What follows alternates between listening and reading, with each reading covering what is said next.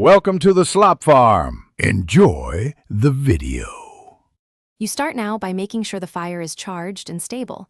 Once done, plug it in if battery is low. You want to reboot into a clean state because safe mode often follows a failed app or system glitch. Press and hold the power button until the power menu appears, then tap power off. Hold a breath, wait 10 seconds, then press power again to turn it back on.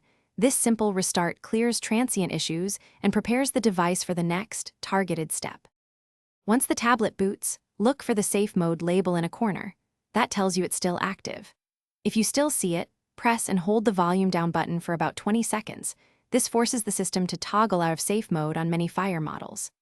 Make sure to release it and allow a normal reboot.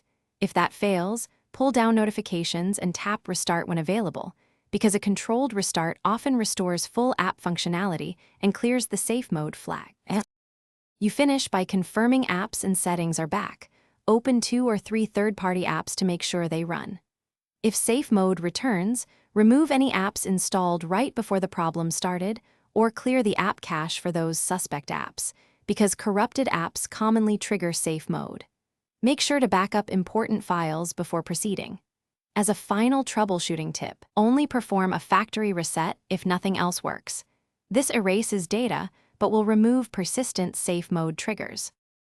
Thanks for watching. Consider subscribing if we helped you today.